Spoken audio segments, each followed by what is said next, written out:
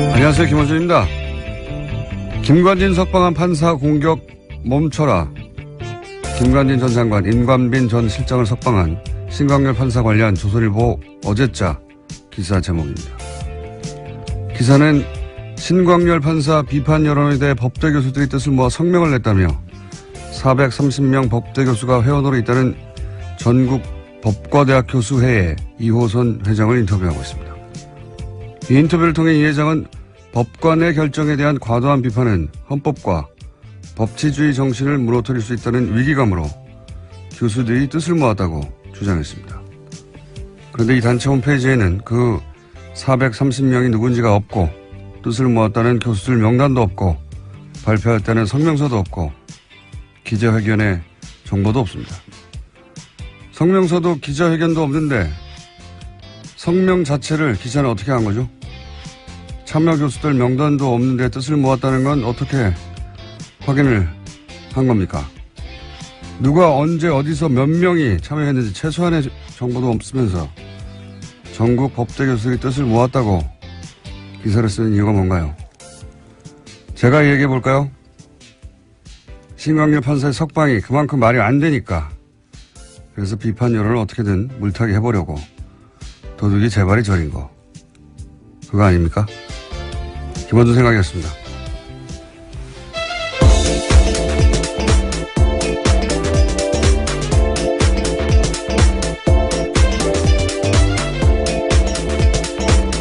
시사인의 김은주입니다. 네. 오늘 첫 뉴스는 다 이제 북한 미사일로 모든 매체가 도배가 됐겠지만 저는 아닙니다. 저는 어제 이어서 이 전국 법과대학 교수회의 이야기를 좀 더 해야 되겠어요. 예. 어제 좀 이 단체가 어떤 단체인지 조사 좀 해보셨어요? 네, 어제 홈페이지가 다운되어 있어서요. 접속이 안 됐습니다. 계속해서. 접속자가 아마도 폭주해가지고, 예, 확인해 보려고 하는데, 홈페이지가 안 열린 걸로, 예. 근데 이제 폭주하기 전에 저는 다 봤거든요. 이미. 봤는데,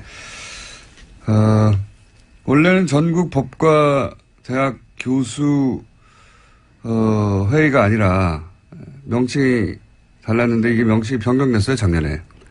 그리고 작년 2월에 사단법인화 되고, 이제 현 회장이 선출됐어요. 어제 말씀드렸듯이 알림마당 공지는 한 6개. 자료도 한 10여 개 수준. 예. 거의 회장님 혼자 운영하는 홈페이지 아닌가. 그 정도 수준이었는데, 사무실도 본인 연구실이나 그 옆방인 것 같고요. 예. 앞으로 이제 서명했다는 명단이 혹시라도 나오면 일일이 다 확인해 볼 생각입니다. 근데 제가 이제 이 뉴스에 관심을 가진 이유가 뭐냐면 저는 이런 뉴스에 관심이 많아요.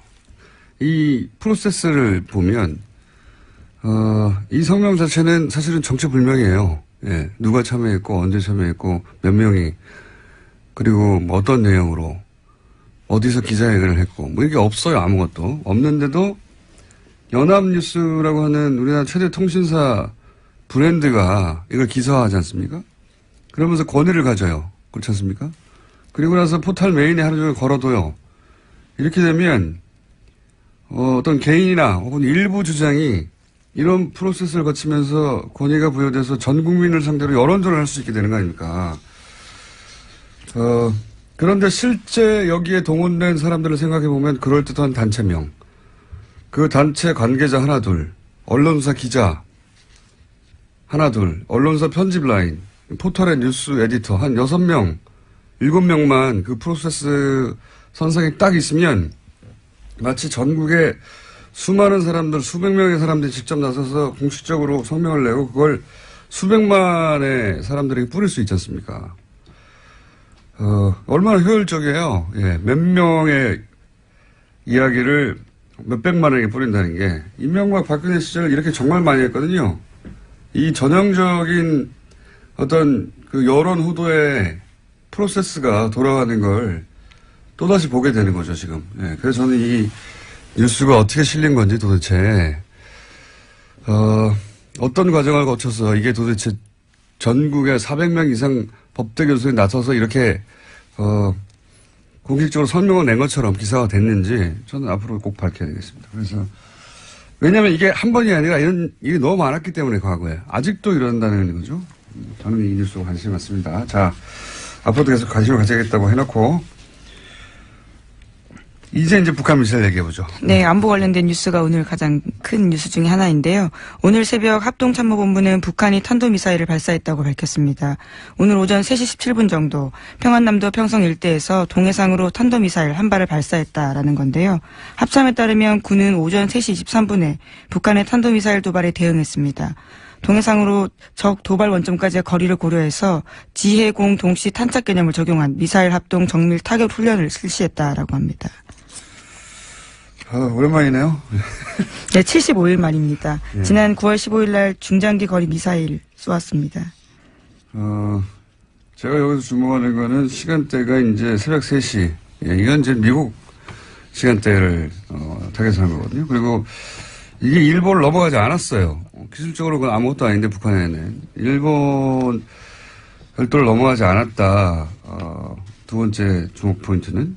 그리고 거리는 충분히 길다. 그러니까 이게 지난번에 재진입 기술이 가장 어렵다고 얘기했지 않습니까? 제가 보기엔 이제 미국을 상대로 일본을 넘어가지 않는 것은 영내의 긴장은 최소화하면서 우리 기술이 재진입의 기술까지 확보된 것, 뭐 이런 미국의 과시하는 의미다. 예. 왜냐하면 북한이 원하는 건 이제 핵 보유국으로 인정하라는 걸 원하는 거니까요. 예. 그런 목적의 발사인 것 같습니다. 네. 네, 그래서 로이터 통신의 보도에 따르면요. 미 국방부는 북한이 발사한 미사일에 대한 1차 분석 결과를 내놨는데 대륙간 탄도미사일, 그러니까 ICBM으로 평가된다라고 밝혔습니다. 북한 미사일이 약 1000km 날아가서 일본 해상에 낙하했고요. 미국과 동맹국에는 위협을 주지 않는다라고 미 국방부가 밝혔습니다.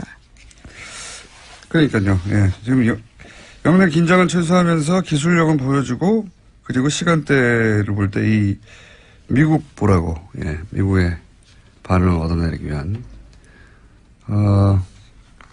그 관점에서 이제 미사일을 보시면 되는 거고요. 그 외에 여러 가지 이야기들은 다 대잡이죠. 예, 올해 내내 있었던. 자, 트럼프는 또 강력하게 얘기하겠죠. 네. 네, 트위터를 주목해야 될 것 같은데요. 우선 문재인 대통령은 국가안전보장회의 전체회의를 소집했다라고 했습니다. 긴급하게 지시했는데요. 오늘 2차 보고, 그러니까 3시 24분에 보고를 받자마자 NSC 전체회의 소집을 지시했다라고 합니다. 네, 이것도 뭐 한 10번 정도 본 뉴스입니다. 이때까지. 네, 11번째 미사일 도발이라고 합니다. 네. 문재인 정부 출범 이후에요. 최근 6개월간 똑같은 패턴인데, 예, 그 중에 주목할 지점은 제가 말씀드린 시간대, 그 다음에, 북한 열도를 위로 지나가 태평양에 떨어진 게 아니다. 예, 이제 짧게 쐈다. 중요한 건 재진입 기술이다. 예. 그래서 이제는 기술을 거의 다 확보했다고 미국에 과시하는 그 관점에서 이제 보시면 되고요. 그 나머지는 뭐 동호 반복입니다. 자, 다음 뉴스는요. 네, 최윤수 전 국정원 2차장이 있습니다. 우병우 전 수석의 절친이라고 알려져 있는 인물인데요. 지난 26일에 검찰 조사를 받았는데 여기서 한 내용들이 일부 보도가 됐습니다. 최윤수 전 국정원 2차장이 추명호 전 국정원 국장의 우병우 전 민정수석 비선보고를 알았다라고 인정했다라는 보도인데요. 오늘 아침 경향신문이 보도했습니다. 최 전 차장 같은 경우에는 피의자 신문 과정에서 수사팀이 내민 관련 보고서를 보고 혐의를 일부 시인했다라고 하는 건데 추 전 국장이 정식 보고 라인을 거치지 않고 청와대에 직보하는 것을 사실상 묵인했다라는 겁니다. 이게 뉴스의 의미를 좀 전달해 줘야 되는데 항상 뉴스가 이런 사실관계 중심으로 나오니까 핵심이 뭐냐면 이제 최윤수 전 2차장 이 우병우 전 수석의 절친으로 알려져 있거든요. 예, 검찰 시절부터. 그래서 우병우 전 수석의 권유로, 예, 2차장에 갔다라는 게 지금 정설이죠. 예, 본인이 싫다고 했는데 국정원의 우병우의 라인의 정점으로 이 최윤수 2차장을 국정원에 가라고 한 사람이 우병우 본인이고, 그러니까 직통 라인이다. 그래서 최순실 라인이라고는 추 국장도 그 아래에 있었던 거다. 실제로는 이 모든 국정원과의 그 내통 혹은 거래는 우병우와 최윤수 선상에 이루어진 거다. 이게 이제 검찰이 보는 시각이에요. 예. 실제로 이병우 당시 국정원장 같은 경우에는요, 관련 사실들을 알지 못했다라고 검찰은 확인했다라고 합니다. 그러니까 보고 행위가 이루어지는 것을 알지 못했다라는 거죠. 그러니까 이제 우병우의 국정원 라인, 직통 라인이 최윤수 이 차장이라고 이제 검찰은 보는 것이고 그 직통 라인이라는 것을 입증할 일부 진술을 얻었다 이런 내용입니다. 이렇게 되면 이제 뭐가 달라지냐면 우병우 전 수석이 국정원을 직통으로 이 사람과 거래하면서 이 차장과 거래하면서 불법적으로 뭐 감찰을 한다든가 정보를 빼낸다든가 혹은 뭐 그 감찰 얘기도 많았잖아요. 네, 그렇죠. 특별감찰관 같은 경우에는요, 불법 사찰했다라는 혐의들이 있는데요. 이석수 전 감찰관뿐만이 아니라 이광구 우리은행장, 그리고 김진선 전 평창 동계올림픽 조직위원장 등이 이름을 올렸습니다. 이석수 전 감찰관 같은 경우에 우병우 전 수석의 개인 비리를 캐고 있으니까 국정원에 연락을 해가지고 거꾸로 이석수 감찰관의 비리를 캐라. 라고 지시했다는 거 아닙니까? 심지어 운전기사까지 만나가지고 이게 정보를 수집했다라는 거죠. 그러니까 이제 본인 개인 비리를 정상적으로 청와대 감찰 기능을 하는 기관에서 조사를 하자 국정원을 동원해가지고 거꾸로 불법이죠 당연히 그런 일에 동원했거나 혹은 최순실의 청탁 예를 들어서 뭐 이광구 우리은행장을 왜 사찰했느냐 한 달 전쯤에 뉴스가 나왔어요. 이제 은행장을 교체하려고 하는데 그 은행장을 교체하려고 할 때 정보를 추국장이 왔다 갔다 하면서 기존 은행장을 잘라야 새로운 은행장 자기 사람을 꽂을 거 아니겠습니까? 최순실 쪽에 부탁을 받고 그런데 이런 걸 했던 것도 결국은 이 차장 라인을 통해서 한 게 아니냐 뭐 이런 수사가 이루어지고 있는 겁니다. 그런데 과연 그렇게 해서 우병우 전 수석을 이번에는 구속시킬 수 있을 것인가? 그건 모르겠어요. 네, 오늘 오전 10시에 다시 피의자라 신분으로 불려 나와서요 조사받습니다. 그런 뉴스입니다. 다음 뉴스는요? 네, 국정원이 2013년 검찰의 대선 개입 수사를 막으려고 원세훈 전 원장의 개인 비리를 들이밀었다라는 한겨레 신문에 오늘 아침 보도가 있습니다. 그러면서 댓글 사건 수사를 중단시켜야 한다라는 보고서를 작성했다라는 건데요. 그러니까 국정원은 검찰 수사가 한참 진행되던 2013년 4월 달에 수사 무마를 위한 하나의 전략을 짰다라고 합니다. 검찰도 체면이 있기 때문에 원전 원장을 구속되긴 해줘야 되는데 그것이 개인 비리여야 한다라는 건데요. 일종의 빅딜을 해야 된다라는 보고서 내용이 있다고 합니다.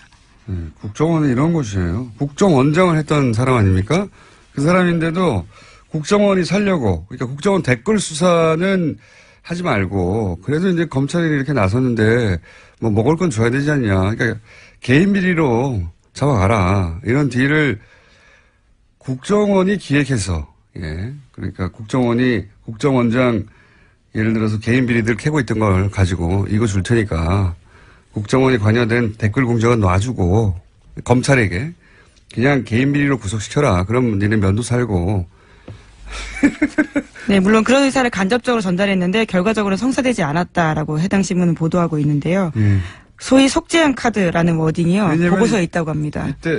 이때 당시 최동욱 총장과 그다음 윤석열 수사팀장이요. 지검장 두 양반이 이런 걸 안 받은 거죠. 그래서 대신 그 두 양반이 날아간 거죠. 근데 국정원은 국정원장이었던 사람도 이렇게 써먹는 거죠. 쓰고버리는 카드로. 국정원이 그런 곳입니다. 자, 다음 뉴스는요. 네, 2012년, 2013년 경찰의 국정원 댓글 사건 수사 당시에 수사 정보를 국정원 쪽에 흘려준 의혹을 받고 있는 김병찬 서울 용산경찰서장이 있습니다.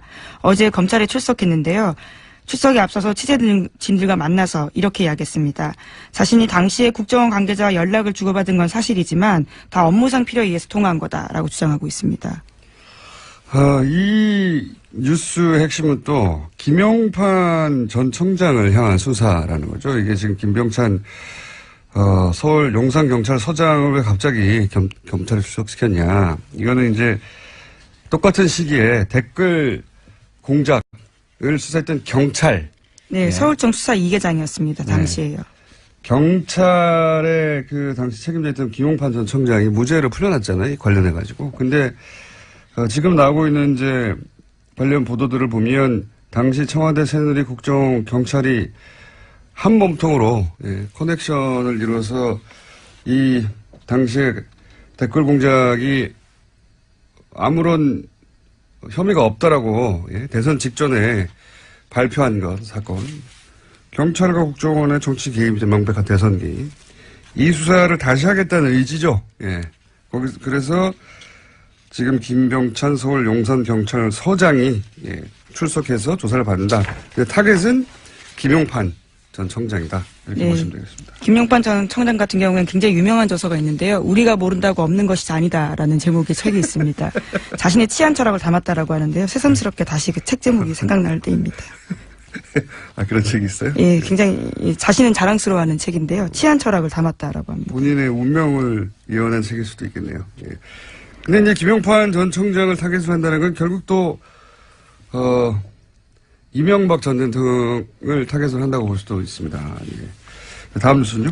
네, 어제 검찰이 김태효 전 청와대 대외전략비서관 사무실 등을 압수수색했습니다. 이명박 정부 시절 군 댓글부대 관련 등의 혐의인데요. 검찰 관계자는 의미 있는 자료를 일부 확보했다라고 밝혔습니다. 김 전 비서관은 김관진 전 국방부 장관이 이명박 전 대통령에게 사이버사 증언과 관련해서 보고하는 자리에 배석했고요. 이후에 실무회의도 했다라는 의혹을 받고 있습니다. 이것도 역시 이명박 전 대통령을 타겟으로 한 수사입니다. 그러니까 댓글 공작, 국정원 댓글 공작 혹은 사이버 사령부 댓글 공작, 이 공작을 이제 청와대에서 주도했는데 청와대 주도했던 실무회의의 총책 정도 해당되는 사람이 이 김태효 당시 비서관이거든요. 이 김태효 비서관이 김관진 전 국방장관이 이제 검찰에서 인정했잖아요. 본인이 대통령에게 사이버사 증언과 관련 보고를 했고 지시도 받았다. 대통령이 보고했다는 말을 했어요. 김관진 전 장관이. 했다는 거죠. 예. 근데 그 실무회의의 책임자였단 말이죠. 김태효 비서관이. 그러니까 지금 김관진, 임관빈 석방되니까 아예 다이렉트로 김태효 비서관 쪽으로 타겟을 바꾼 겁니다. 현재. 예. 그것도 역시 이명박 전 대통령을 타겟으로 하는 수사 진척이다.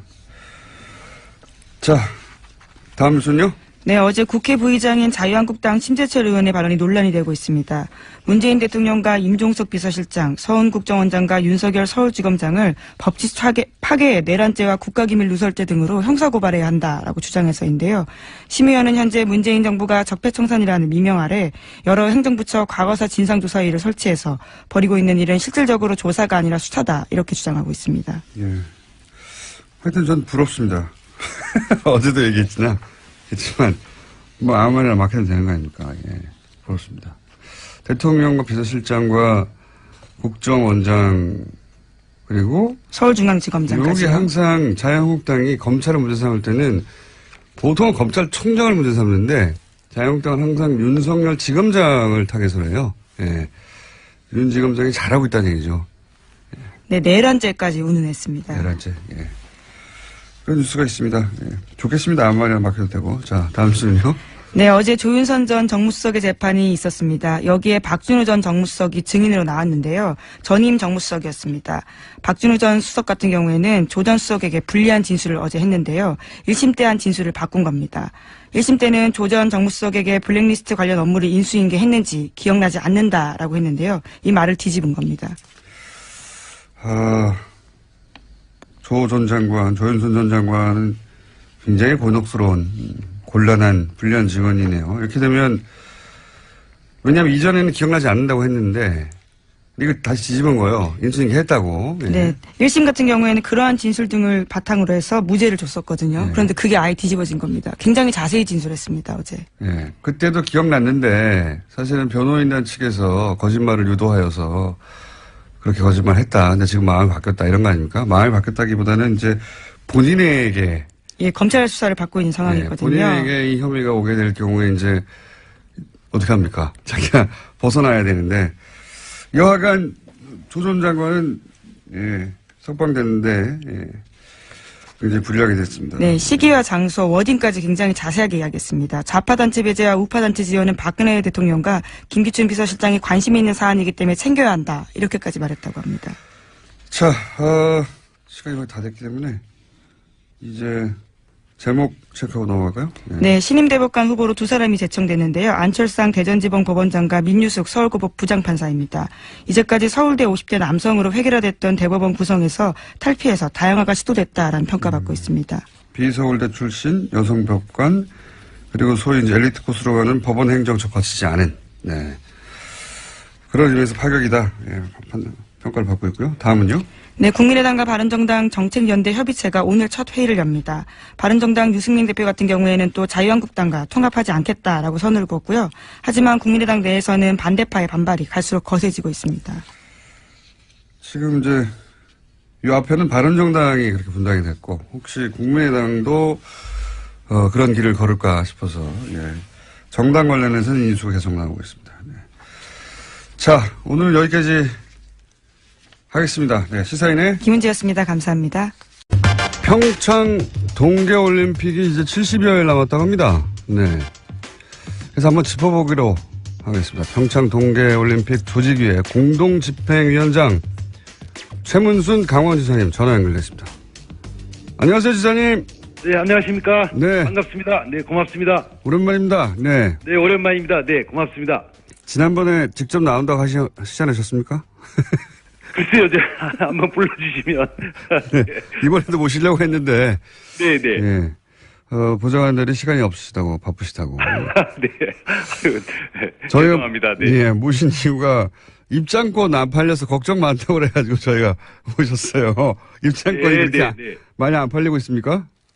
네, 지금 다행히 이제 초반에 이제 부진했었는데요. 예. 초반에 부진을 이제 극복하고 지금 막 팔리고 있는 중입니다. 지금 전부 100만 장을 팔아야 되는데. 예. 그 중에 이제 반을 넘게 팔았습니다. 지금 한 52% 정도 팔았습니다. 네.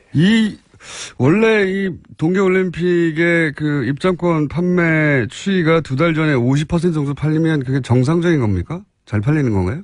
이렇게 잘 팔린다고는 할 수는 없지만, 그래도, 비교적 정상에 가깝다. 그러니까, 초반에 부진을 극복했다. 이렇게 말씀드릴 수가 있겠습니다. 저희가 처음 섭외할 때는 안 팔린다 걱정이 태산이었는데 좀 팔리고 있는 와중이군요, 이제 그 사이에.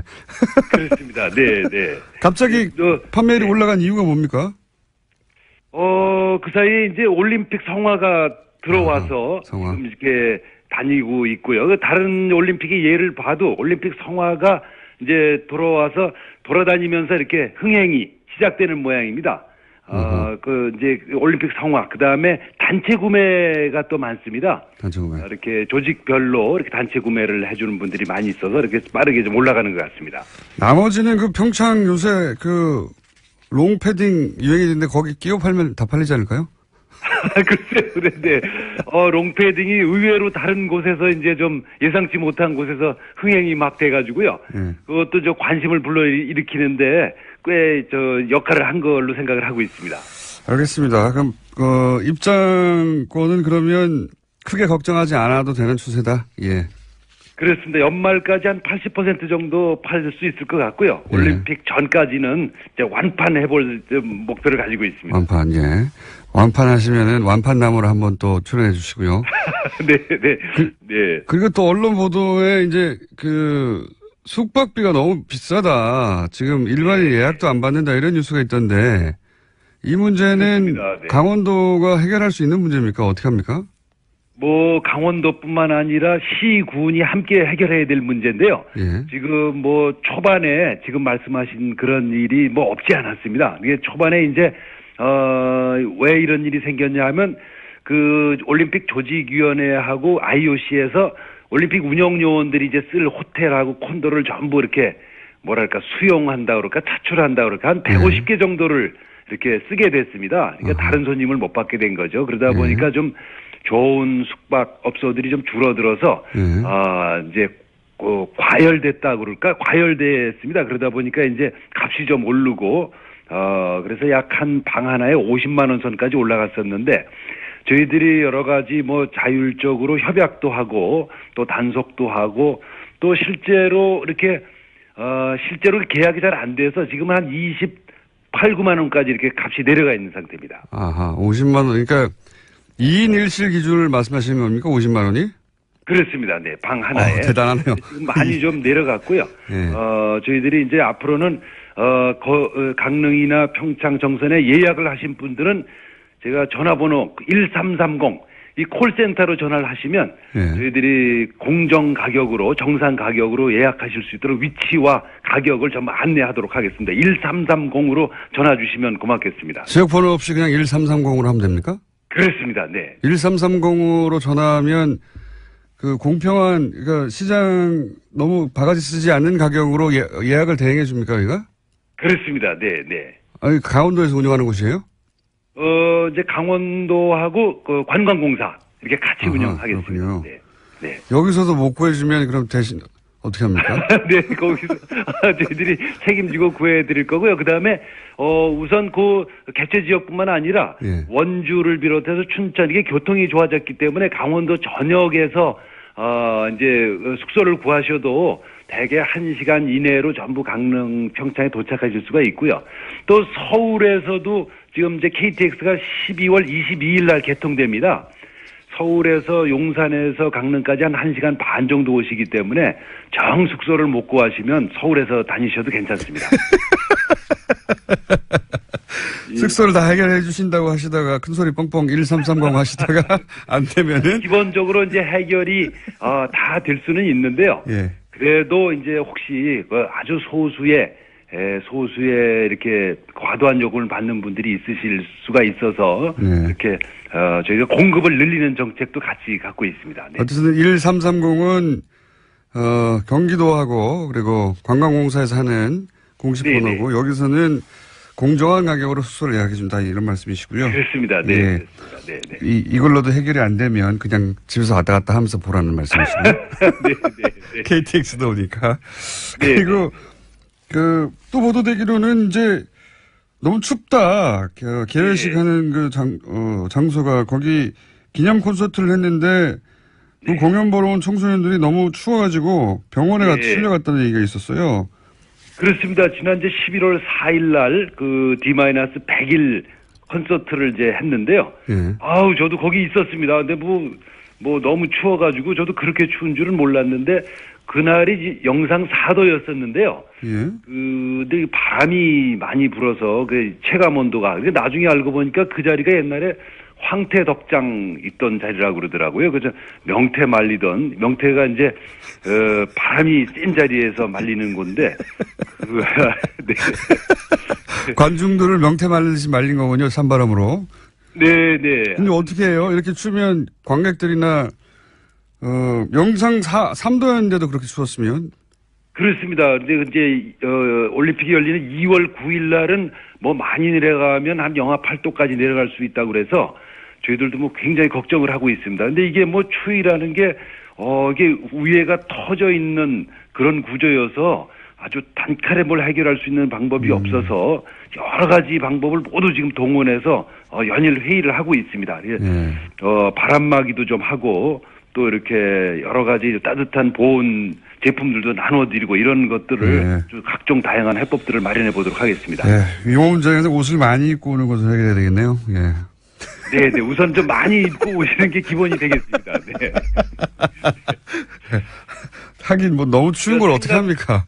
예상보다 엄청 더 춥다 이렇게 좀 생각을 해주셔야 됩니다. 그러니까 저희들도 추위에 익숙해 있는 사람인데도 저희들이 예상보다 더 춥게 느끼니까 수도권에 계신 분들은 뭐 이 옷을 아주 몇 겹씩 껴입고 오셔야 된다 이렇게 우선 기본적으로 이렇게 말씀을 드릴 수가 있겠습니다. 네, 지사님. 네네. 그거는 아무나 할 수 있는 말 아닙니까? 추우니까 옷을 많이 껴. 네. 특별한 대책이 있으십니까? 옷을 많이 껴입고 해야 되는 거. 대책을 뭐 다각도로 준비를 하고 있는데 일반적으로 느끼는 추위보다 이제 훨씬 더 춥다 이렇게 좀 미리 좀 말씀을 드리겠습니다. 네. 알겠습니다. 그 대책은 옷을 많이 입고 오는 것으로 말씀해 주셨고 그리고 연결한 김에 네네. 이건 평창 얘기는 아닌데 평창 얘기는 이제 충분히는 아니어도 앞으로 저희가 개회식 다가가면 좀 더 연결하겠는데요. 연결한 김에 MBC 최연소 사장을 지내셨던 분 아니겠습니까? 네. 네. 지사님께서는 최연소 사장을 하셨는데 네네.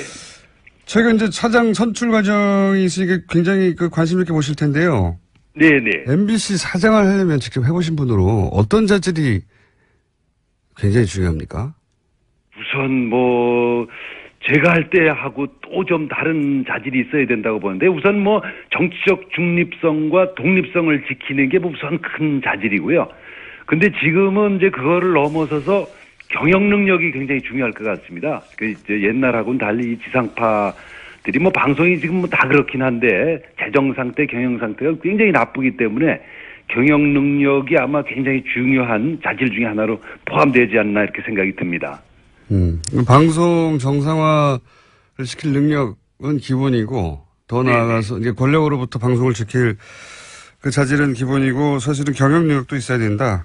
네, 그렇습니다. 네. 이 경영 능력은 그게 미리 알 수 있습니까? 어떻게 합니까? 그 경영 능력이라는 것은 이제 방송의 독립성을 지키는 능력하고는 좀 다른데 예를 들어 그렇죠. 방송의 경영의 가장 수입원이 되는 게 이제 드라마가 되겠습니다. 드라마. 예, 광고인데요. 광고를 제일 많이 붙이는 게 이제 드라마죠. 이게 드라마는 그 방송 작가라든지 연기자라든지 PD라든지 또 여러 가지 스텝들을 한 100가지 정도의 한 요인들을 한꺼번에 묶어낼 수 있는 통합 능력 같은 건데요. 그거를 해낼 수 있는 능력이 있어야 된다고 저는 생각을 하고 있습니다. 그러면 드라마국을 경험한 후보자야 좋다 이런 말씀이십니까? 꼭 그런 건 아닙니다. 꼭 하지만 그걸 이해해야 한다. 네네. 그런 이제 통합 능력. 이렇게 사람들의 이해관계를 잘 조절해내고 사람들을 이제 묶어내고 이런 능력이 있어야 된다고 생각하고 있습니다. 네. 알겠습니다. 그리고 저희 그 PD가 갑자기 네네. 보통 이렇게 청탁 질문이 안 들어오는데 질문이 하나 중간에 들어왔어요. 네네네. 올림픽 기간 중에 TBS 영어 방송이 있거든요. 예. 그래서 아마 영어 방송. 네. 네. 영어 방송이 현장 방송을 할 계획인가 봐요. 예. 아, 그러시군요. 네, 그러시군요. 네. 그래도 되는 거죠? 아, 네, 물론입니다. 그래 되는 게 아니라 와주셔야죠. 제가 잘 모시도록 하겠습니다. 거기 우리가 이제 그 언론 활동을 옆에서 지원할 수 있도록 이렇게 센터를 만들어 놓고 있습니다. 거기 호텔 하나를 빌려가지고요. 거기가 저희가 모실 수 있도록 사전에 서로 접촉을 했으면 좋겠습니다. 네. 알겠습니다. 네. 지사님, 이 영업을 굉장히 잘하시는 것 같아요. 네. 홍보할 영업을. 네. 아유, 고맙습니다. 이게 좀 어려운 질문 하나 더 드려볼게요. 네. 편하게. 올림픽 끝나면 이제 이건 뭐 전 세계적으로 이런 문제 많이 대두됐는데 최근에 이제 하계 올림픽도 그랬고 올림픽 끝나면 경기장이 사실상 방치되거나 제대로 운영되지 못해서 막대한 경제적 손실 뭐 이런 이야기 많이 나오지 않습니까? 네. 평창도 그럴 염려에 있는 거 아닌가요, 혹시? 그럴 염려를 이제 저희가 미리 예상해서 그럴 염려를 뭐 없진 않지만 굉장히 줄여놨습니다. 이제 경기장 비상기점은 12개인데요. 예. 그 중에서 8개는 이미 이제 해법이 마련돼서 우리 도하고 시군에서 이제 스포츠 시설, 복합 문화 시설로 쓰기로 결정을 했습니다. 지금 남은 게 4개 있습니다. 예. 이제 스키 점프 때하고 스키 점프 아시죠? 이렇게 스키 선수들 이렇게 날아서 뛰어내리는 거. 그다음에 지사님 그 정도 압니다. 굉장히 많이 아시는데요. 그다음에 썰매장도 아시겠죠? 그 왜 봅슬레이나 뭐 루지 이런 거 타는 그 썰매장. 요런 것들은 그걸 뭐 어떻게 달리 쓸 방법이 없습니다. 그렇죠. 국가대표 선수 외에는. 그래서 그런 것들 이제 이 4개가 있는데 그걸 정부와 우리 도가 역할 분담해서 이제 돈을 좀 내자. 이제 이렇게 지금 진행 중이어서요. 그게 곧 12월 말까지 결론 나게 될 것 같습니다. 그것만 해결되면 이제 이 문제들이 다른 나라하고는 달리 좀 올림픽 들어가기 전에 해결이 다 된 채로 들어갈 수 있을 것 같습니다. 그러니까 이제 스키 점프나 썰매장처럼 전문 선수 아니면 사용하지 않을 시설들을 제외하고는 뭐 지역 주민이나 지자체 뭐 활용 방안이 다 만들어져 있다는 말씀이시네요. 네. 그렇습니다. 네. 전부 끝나 있습니다. 네. 그렇군요. 예. 스키 점프 그리고 뭐 루지 이런 시설은 사실은 우리나라 선수도 부족하고 그렇죠? 네. 뭐 국제 대회가 맨날 있는 것도 아니니까. 그렇습니다. 네. 그건 뭐 어차피 좀 이렇게 공공 목적으로 국가대표 우리나라의 유일한 시설이고 또 동양에서도 유일한 시설입니다. 그래서 그거는 좀 약간 돈이 들어가더라도 이렇게 유지를 해야 될 걸로 판단을 하고 있습니다. 오늘은 마지막 질문인데 그래서 3선 도전하십니까? 그 선거 나가는 건 대개 뭐 우리 집사람이 결정하기 때문에 저뿐만 아니라 많은 정치인들이 아마 그러실 겁니다. 그래서 한번 아직 상당히 이제 어려운 질문이어서 아직 질문을 못 하고 있습니다. 네, 나가도 되겠냐고. 나도 되겠냐. 굉장히 분위기는 안 좋습니다. 네. 분위기를 안 좋다는 것은 이제 사모님이 뭐 2번 했으면 됐지 뭘 또 하려고 그러냐 이런 그렇습니다. 전반적인 이런 분위기고, 예. 거기 결제를 득해야 저희하고 인터뷰가 가능하겠네요. 그렇습니다. 네. 좀 결제 시간을 좀 되도록 늦추고 있습니다. 네. 알겠습니다. 이제 결제되는 대로 저희가 연락을 드리도록 하겠습니다. 네네. 오늘 말씀 감사합니다. 고맙습니다. 네, 감사드립니다. 고맙습니다. 네. 네, 고맙습니다. 네. 다음에 스튜디오에 직접 한번 모시겠습니다. 지금까지 평창조직위 공동집행위원장 최문순 강원도 지사였습니다. 자, 오랜만에 무려 10분의 시간을 배정받았습니다. 보통은 한 자리 숫자 4분, 5분, 6분, 7분 이 정도 선에서 끝났는데 오늘은 거의 10분 가까이. 오늘 혹시 누구 못 나오세요? 갑자기? 저희가 예. 그동안 너무 박대하고 홀대하고. 홀대하고 발시하였다. 그래서 10분은 주자. 아니, 걱정이 돼서 갑자기 누가 또 어디 아프셔서 못 나오셨나. 갑자기 시간을 많이 주셨다 그래서. 10분은 주자. 물론 듣다가 예, 재미없으면 음악 틀 거예요. 최초로. 양결 변호사님. 괜찮네. 그것도 음악도 예. 아침에. 예, 안녕하세요. 반갑습니다. 양재입니다. 자, 오늘 주제는 뭡니까? 안 나온 사람이 있어서 저는 나왔는데. 예, 안 박근- 나오는 사람이 있어서. 박근혜 전 대통령 골석. 예, 예. 예. 박 전 대통령 골석 재판은 이제 법대로, 그러니까 법에 따르면 출석을 안 하는데 출석을 네. 안 할 만한 정당한 이유도 없고 또 그렇다고 해서 굳이 안 내려올 사정이 있는 것도 아닌데 또 강제로 인치하기는 어려운 상황일 때. 그러니까 전직 대통령이기 때문에 이렇게 된 거죠. 그러니까 구치소의 표현으로는 무릎하고 허리는 좀 안 좋대요. 그런데 30분 정도 밖에 나갈 정도는 충분히 된다. 예. 하지만 우리 구치소 입장에서는 전직 대통령인데 강제로 끌고 나갈 수는 없지 않느냐. 구치소뿐만 아니라 법원에서도 강제 구인하려면 할 수 있는데. 예. 구인하면 뭐예요? 나와서 아무 말도 안 하고 있겠다라고 해버리면 어차피 또 아무 말도 안할 것이고. 그러면 의미가 없기 때문에 두 그리고 번 구인하는 과정에 사진이나 이런 거 찍히면 또 괜히 뭐 복잡해지죠. 법원도 부담스럽고 하니까. 근데 사람들이 이제 그런 생각도 할 것 또 같아요. 여성이잖아요, 여성. 그 점도 저는 작용했다고 봅니다. 여자 경찰도 있어요. 물론 그렇긴 한데 여성이고 전직 대통령을 강제로 구인해서 법정에 앉혀놓는다. 아무 의미 없죠. 네, 라는 모양새도 것이, 좋지 않고. 라는 것이 주는 이제 부담. 그것 때문에 이제 못하는 거죠. 다른 부담은 혹시라도 일각에서 이미 나오고 있는 얘기처럼 그럼 자리에 있지도 않은데 재판을 하면 네. 결국은 본인이 포기했다고 할지라도 역사적인 기록인데 이게 반론권도 보장 안 해주는 거 아니냐. 원래 앉아있을 때도 반론을 안 했어요. 입은 안 열었죠. 네. 어쨌든 유영하 변호사라도 얘기를 하지 않았느냐. 근데 이제 법원에서 그런 부분을 의식을 해서 월요일 날 42일 만에 재판이 열렸는데도 불구하고 당장 골석 재판을 한 게 아니라 마지막으로 한 번 더 이 안 나오면 불이익을 받을 수 없다라는 점을 충분히 전달을 하고 전달을 했다라기보다 전달을 했다는 것을 기록에 남긴 거죠. 법정 기록에. 저는 유영하 변호사보다 이 국선 변호인단이 박근혜 전 대통령에게는 100만 배 낫다고 봅니다. 100만 배. 사실은 102만 배. 그렇게까지 얘기를 하시면 네. 뭐 저도 할 말이 없는 게 비슷한 생각을 하거든요. 왜냐면 유영하 변호사는 정치인이었잖아요. 정치적으로 대응했지. 사실 재판에 떠난 지 오래됐고 네. 이분은 선거만 3번인가를 출마를 했었던 분이라서 실질적으로 뭐 법정일을 그렇게까지 열심히 하기는 어렵지 않았느냐 상식적으로 봤을 때도. 탄핵 심판 때부터 저쪽은 왜 저렇게 대응하지? 이때까지 망하는 길로만 달려왔거든요. 계속해서 전면적인 부인을 했으니까. 그리고 네. 반론권이라는 게 별로 의미가 없는 게 어차피 이 사안 자체를 사실관계를 열심히 다투거나 그런 쪽보다는 기본적으로 그 얘기 했잖아요. 탄핵 전에 1월쯤인가 기자회견 아닌 기자회견 해가지고 이렇게 저렇게 해가지고 이렇게 저렇게 엮어가지고 네. 오래전부터 준비해가지고 나를 몰아넣은 것이다 음모다 이렇게 그러니까요. 밖에 이 시간을 재판 안 보고 있기 때문에 그 입장을 고스란히 또 유영하 변호사는 대변을 해왔거든요. 게다가 지금 5명의 국선 변호사를 지금 국선 전담 사무실에서 끌고 왔는데 이분들이 사실 대한민국에서 형사재판 제일 많이 하는 사람들이거든요. 아니, 이분들은 변호사로는. 전문가들이 맞아요. 맞아요. 네. 예전에 정말 예전에는 국선 한다 그러면은 뭐 실력이 없다거나 대충 해준다고 했는데 전담 사무실 그런 분위기 전혀 아니거든요. 그리고 이분들은 전담은. 본인이 원하지는 않았지만 어쨌든 세계의 재판을 맡았기 때문에 그럼요. 자신의 실력을 발휘하기 위해서라도 열심히 하게 돼 있고 법리적으로 치열하게 다투게 돼 있어서 제가 보기에는 유영하 변호사 그리고 박근혜 전 대통령이 소위 이제 이것은 정치적 음모다. 그리고 우리는 아프다. 이거 두 개 말고 한 게 뭐 있습니까? 그것만 해왔는데 그래서 끊임없이 불리해져 가다가 지금은 이제 우리는 정치적 탄압을 이렇게까지 받고 있다.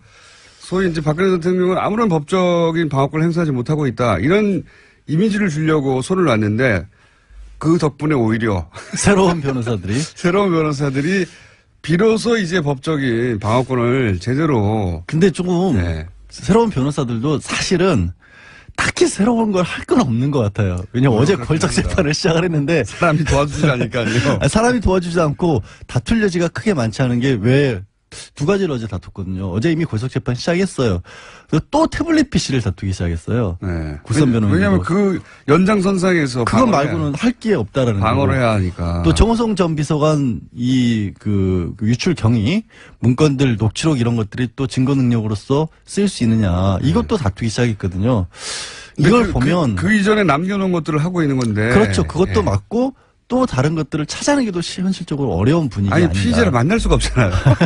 만나야지 서로 의논해 가며 어디를 공략하자 혹은 뭐. 아니 뭐 세 번 편지는 보냈는데 네. 첫 번째만 답신이 오고 그 다음부터는 아예 답장도 안 한다는 거 아니에요. 왜 내가 안 만나겠다고 했으면 됐지 두 번 세 번 귀찮게 하느냐 그런 분위기인 거고. 그래서 나오는 부분들은 업무 인수인계도 사실은 제대로 못 받은 것 같기도 해요. 어제 이제 재판장에서 약간 진풍경이 벌어진 게 재판장이 요거는 이미 이전 변호사들이 동의한 거니까 넘어가시고요. 이거는 아니고요라고 또 설명까지 해줬거든요. 보통 그런 상황에서 업무 인수인계 못 받아서 나오면 혼나는데 증거 동의 부동의 이거 사실관계 자체도 전달을 안 했군요. 그렇지 않나 싶어요. 왜냐하면 5명이라도 가장 기본인데. 그렇죠. 예. 그러니까 그런 요 얘기를 증거는 채택이 안 됐고요. 이거 알려줘야 되는데. 예. 그것도 안 알려줬군요. 뭐 그래서 딱히 보면은 불리할 것도 없고 유리할 것도 없고 무엇보다 이게 재판이 불리해진다 유리해진다라는 것을 따질 수가 없는 게 공범들이 다 있잖아요. 공범들이 다 지난주에 차은택 송성각 씨 같은 경우도 유죄 판결 받았습니다. 직권남용하고 그 인사청탁했던 부분. 인사청탁한 건 박 전 대통령이 뒤에서 꽂아줬다라는 게 그냥 판결문에도 나와 있어요. 그럼 이재용 부회장 이미 항소심 진행 중이지만 유죄 판결 받았고 뇌물 줬다는 쪽. 총성 전 비서관 이번 주 금요일이죠? 다음 달이긴 하지만 1일날 증인신문 다시 하는데 총성 비서관도 공무상 기밀유출 유죄 받았잖아요. 그럼 본인만 빠져나갈 수 있는 방법이 뭐 있어요? 다른 변호사가 온다고. 사실은 박근혜 전 대통령은 빠져나갈 방법이 없습니다, 지금. 그러니까요. 너무나 많은 사람들이 박근혜 전 대통령에게 불리한 진술을 하고 있고요. 그리고 그런 정황과 어떤 서류들이 계속 나오고 있기 때문에 빠져나갈 방법이 없어요. 판장 입장에서는 한 가지는 좀 마음이 편해진 것 같아요. 계속 안 나오니까 나중에 판결문에 어찌됐든 지금 상황은 중형이 불가피한 상황인데 어쨌든 전직 대통령에게 중형을 내리려면 조금 마음의 부담은 있는데 안 나왔으니 이건 사법질서에 대한 어떤 방해고 이런 부분은 죄질이 좋지 않다. 이런 거 한 줄 더 쓸 수 있게 생긴 거죠. 그거 말고는 별로 달라진 거 없는 결심 때는 설마 나오겠죠.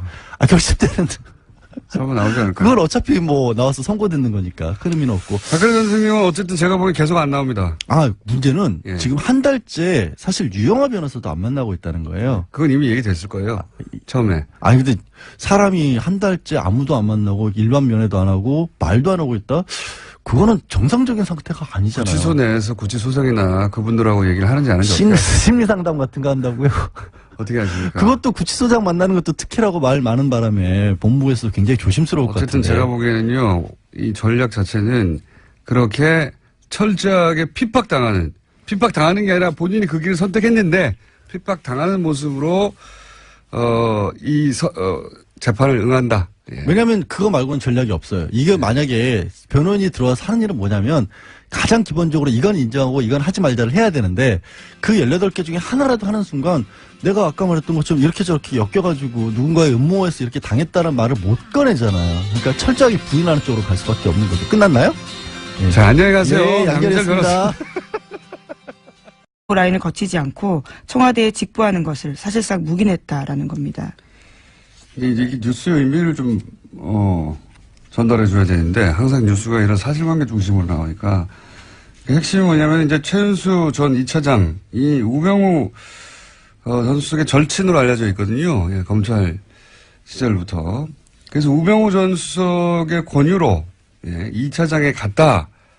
라는 게 지금 정설이죠. 예. 본인이 싫다고 했는데 국정원의 우병우의 라인의 정점으로 이 최윤수 2차장을 국정원에 가라고 한 사람이 우병우 본인이고 그러니까 직통 라인이다.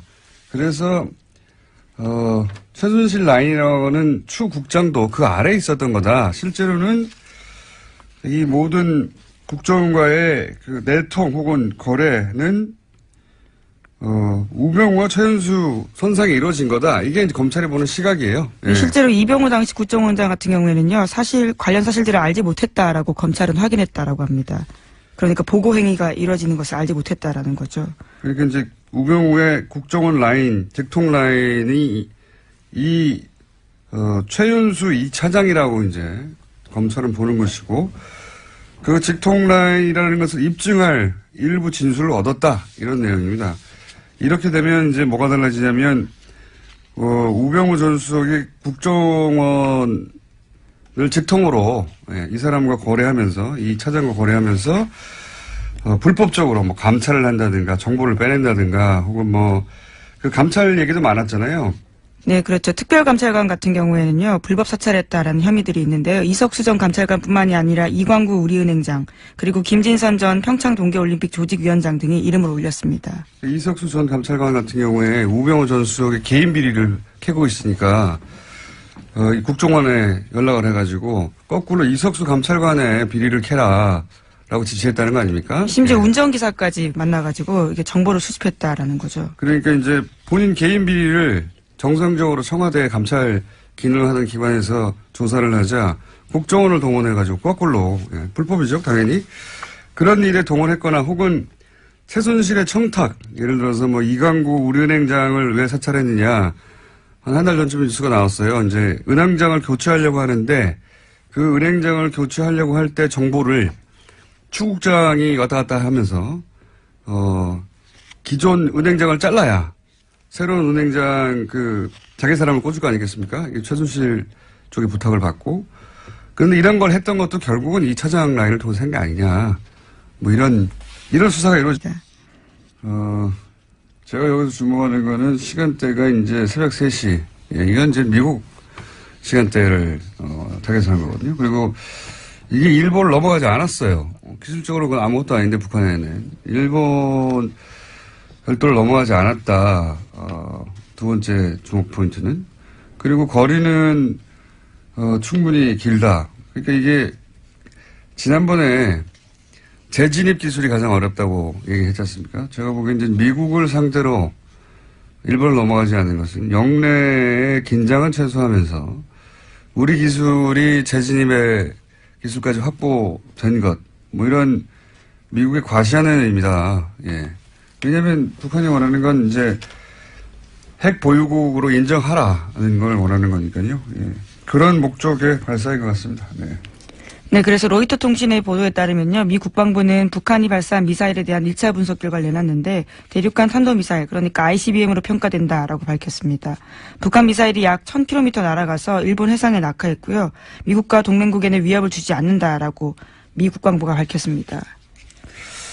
그러니까요. 예. 지금 영내 긴장은 최소화하면서 기술력은 보여주고 그리고 시간대를 볼 때 이 미국 보라고, 예, 미국의 반응을 얻어내기 위한 그 관점에서 이제 미사일을 보시면 되는 거고요. 그 외에 여러 가지 이야기들은 다 대잡이죠. 예, 올해 내내 있었던.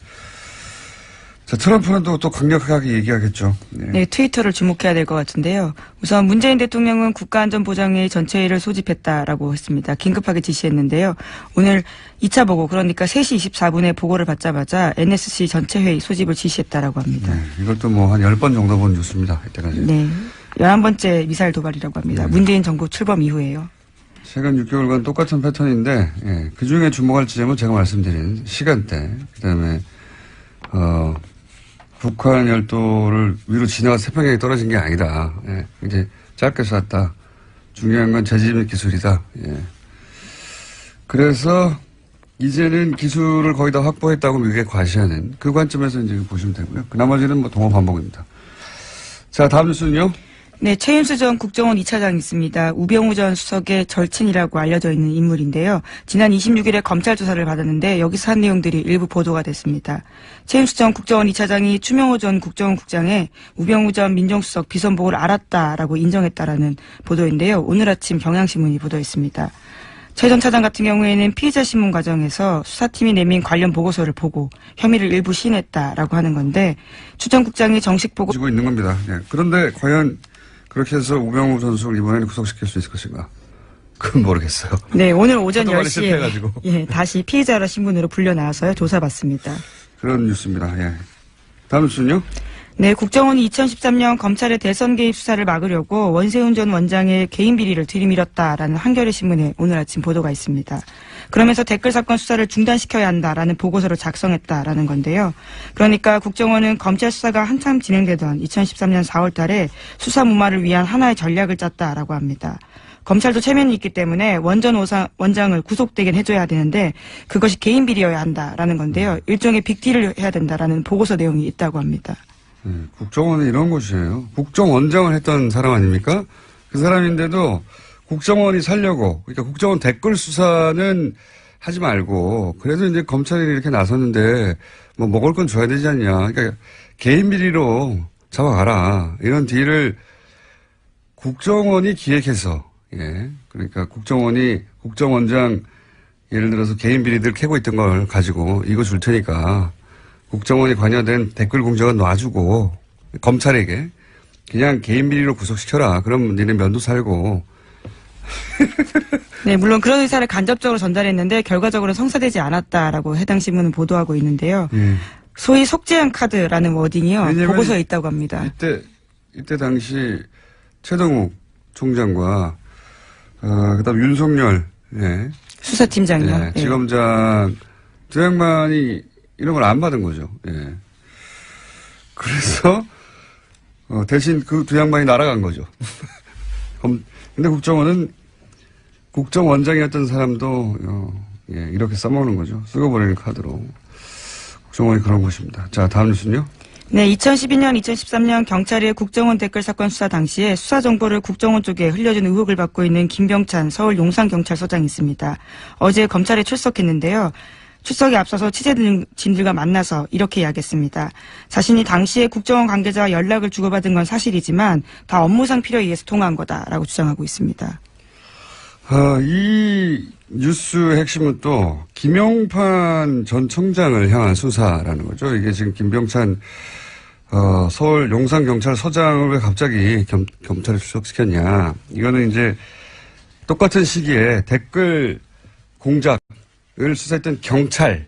네, 서울청 수사 2계장이었습니다. 당시에요. 경찰의 그 당시 책임져 있던 김용판 전 청장이 무죄로 풀려났잖아요. 관련해가지고. 근데 지금 나오고 있는 이제 관련 보도들을 보면 당시 청와대 사무실도 본인 연구실이나 그 옆방인 것 같고요. 예. 앞으로 이제 서명했다는 명단이 혹시라도 나오면 일일이 다 확인해 볼 생각입니다. 근데 제가 이제 이 뉴스에 관심을 가진 이유가 뭐냐면 저는 이런 뉴스에 관심이 많아요.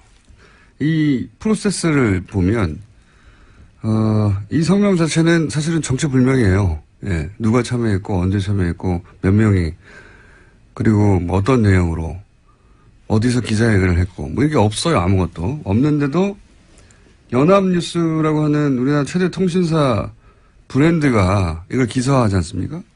그러면서 권위를 가져요. 그렇지 않습니까? 그리고 나서 포털 메인에 하루 종일 걸어둬요.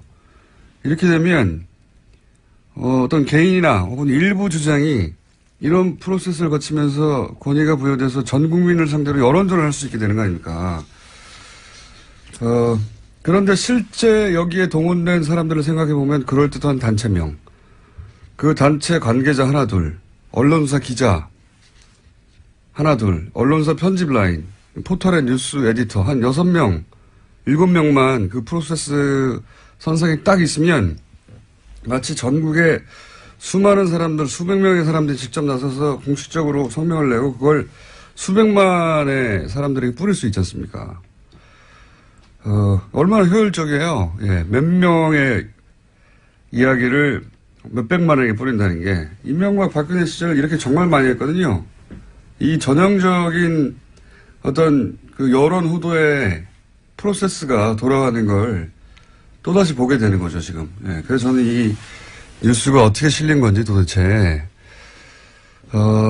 어떤 과정을 거쳐서 이게 도대체 전국에 400명 이상 법대 교수들이 나서서 이렇게, 공식적으로 설명을 낸 것처럼 기사가 됐는지 저는 앞으로 꼭 밝혀야 되겠습니다. 그래서, 왜냐면 이게 한 번이 아니라 이런 일이 너무 많았기 때문에 과거에. 아직도 이런다는 거죠. 저는 이 뉴스가 관심이 많습니다. 자, 앞으로도 계속 관심을 가져야겠다고 해놓고, 이제 북한 미사일 얘기해보죠. 네, 안보 관련된 뉴스가 오늘 가장 큰 뉴스 중에 하나인데요. 오늘 새벽 합동참모본부는 북한이 탄도미사일을 발사했다고 밝혔습니다. 오늘 오전 3시 17분 정도 평안남도 평성 일대에서 동해상으로 탄도미사일 한 발을 발사했다라는 건데요. 합참에 따르면 군은 오전 3시 23분에 북한의 탄도미사일 도발에 대응했습니다. 동해상으로 적 도발 원점까지의 거리를 고려해서 지해공 동시 탄착 개념을 적용한 미사일 합동 정밀 타격 훈련을 실시했다라고 합니다. 오랜만이네요. 네, 75일 만입니다. 예. 지난 9월 15일 날 중장기 거리 미사일 쏘았습니다. 안녕하세요. 김원준입니다. 김관진 석방한 판사 공격 멈춰라. 김관진 전 장관, 임관빈 전 실장을 석방한 신광열 판사 관련 조선일보 어제자 기사 제목입니다. 기사는 신광열 판사 비판 여론에 대해 법대 교수들이 뜻을 모아 성명을 냈다며 430명 법대 교수가 회원으로 있다는 전국 법과대학 교수회의 이호선 회장을 인터뷰하고 있습니다. 이 인터뷰를 통해 이 회장은 법관의 결정에 대한 과도한 비판은 헌법과 법치주의 정신을 무너뜨릴 수 있다는 위기감으로 교수들이 뜻을 모았다고 주장했습니다. 그런데 이 단체 홈페이지에는 그 430명이 누군지가 없고 뜻을 모았다는 교수들 명단도 없고 발표할 때는 성명서도 없고 기자회견의 정보도 없습니다. 성명서도 기자회견도 없는데 성명 자체를 기자는 어떻게 한 거죠? 참여 교수들 명단도 없는데 뜻을 모았다는 건 어떻게 확인을 한 겁니까? 누가 언제 어디서 몇 명이 참여했는지 최소한의 정보도 없으면서 전국 법대 교수들이 뜻을 모았다고 기사를 쓰는 이유가 뭔가요? 제가 얘기해 볼까요? 신광열 판사의 석방이 그만큼 말이 안 되니까 그래서 비판 여론을 어떻게든 물타기 해보려고 도둑이 재발이 저린 거. 그거 아닙니까? 김원준 생각이었습니다.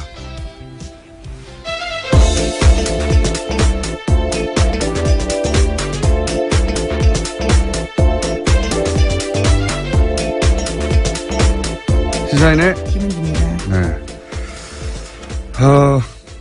오늘 첫 뉴스는 다 이제 북한 미사일로 모든 매체가 도배가 됐겠지만 저는 아닙니다. 저는 어제 이어서 이 전국 법과대학 교수회의 이야기를 좀 더 해야 되겠어요. 예. 어제 좀 이 단체가 어떤 단체인지 조사 좀 해보셨어요? 네, 어제 홈페이지가 다운되어 있어서요. 접속이 안 됐습니다. 계속해서. 접속자가 아마도 폭주해가지고 확인해 보려고 하는데 홈페이지가 안 열린 걸로. 예. 근데 이제 폭주하기 전에 저는 다 봤거든요. 이미. 봤는데, 원래는 전국 법과 대학 교수, 회의가 아니라 명칭이 달랐는데 이게 명칭이 변경됐어요, 작년에. 그리고 작년 2월에 사단법인화 되고, 이제 현 회장이 현출됐어요. 어제 말씀드렸듯이 알림마당 공지는 한 6개. 자료도 한 10여 개 수준. 예. 거의 회장님 혼자 운영하는 홈페이지 아닌가 그 정도 수준이었는데